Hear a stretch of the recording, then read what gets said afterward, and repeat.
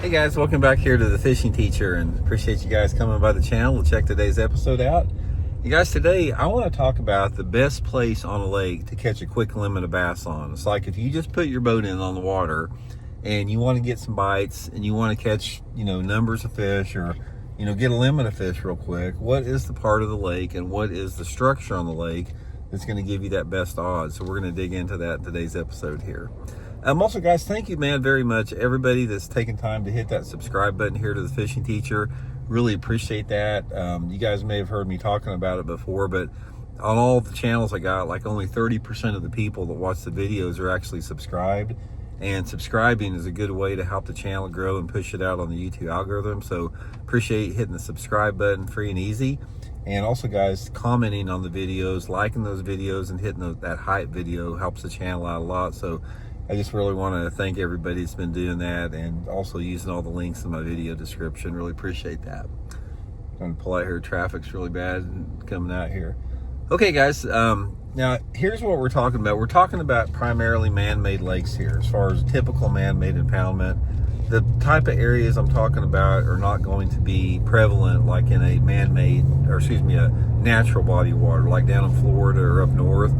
But in a typical man-made impoundment, there are two structures that hold the biggest numbers of bass that I want to talk about today, and that is because they're sort of highway areas.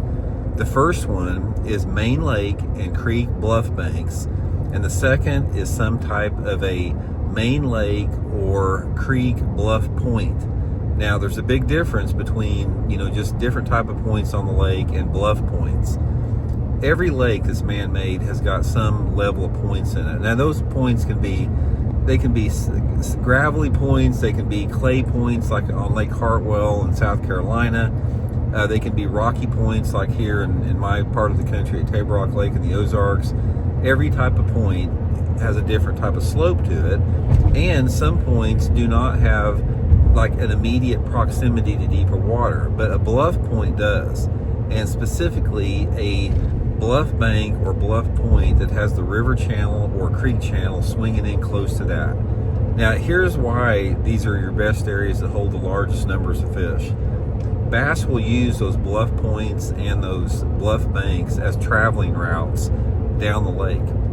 They use it to swim in and out of different parts of the lake, and it offers a lot of different habitat for them because bluffs have shade on them, they've got rock on them, some of them have submergent timber.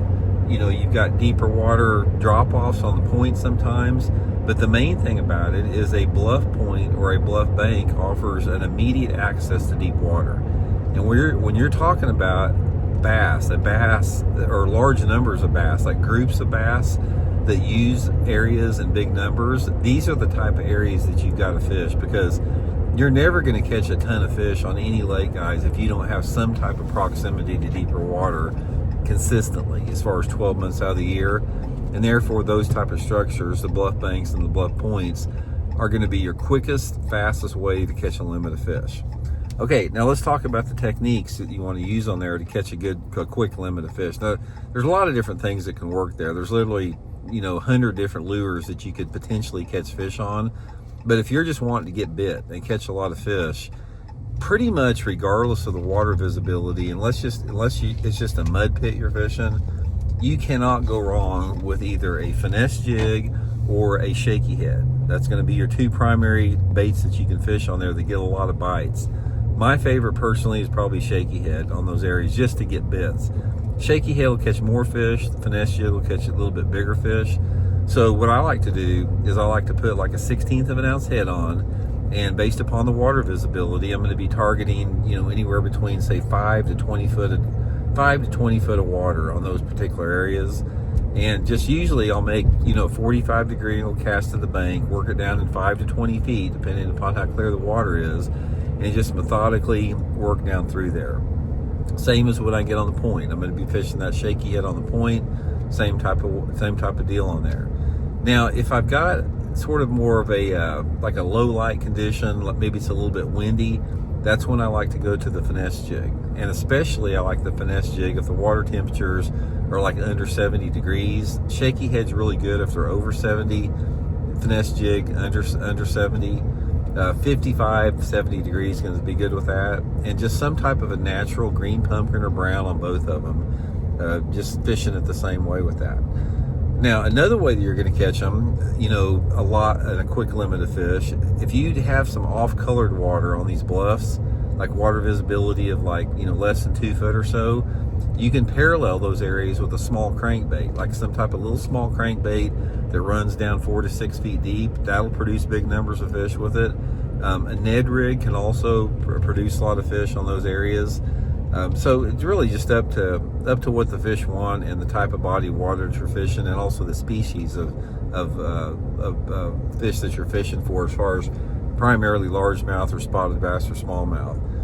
But anyway, guys, those are the two main areas, man. If you just want to consistently catch bass, you can't go wrong with fishing those bluffs and those bluff points. Now there's going to be sweet spots on them. You know, any type of irregular feature on a bluff bank, indentations, outcroppings, you know, lay down trees or something like that.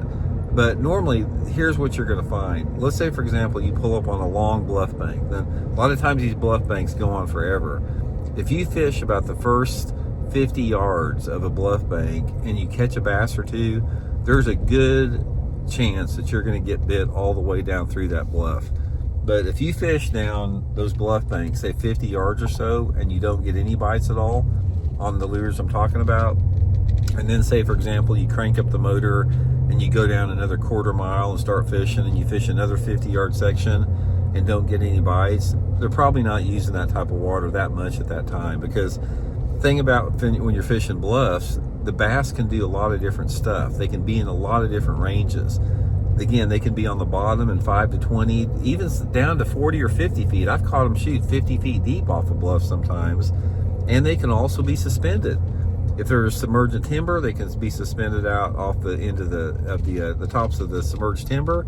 They can be suspended out in open water, you know, out off the bank away from it. It doesn't take them very long to swim to the bank. I mean, let's say, for example, if you've got a bass that is suspended 20 foot down over 90 foot of water that's 50 yards off the bank, it doesn't take them 10 seconds if they want to swim to the bank to you know. But so don't, you know, feel that just because a bass is not there that they're not close by, because a lot of times they are in those areas. So anyway, guys, stay with that. Put you on a shaky head, put you on a finesse jig, put you on a little crankbait, put you on a Ned rig. Stay with the bluff points and bluff banks. Best way to catch a limit real quick.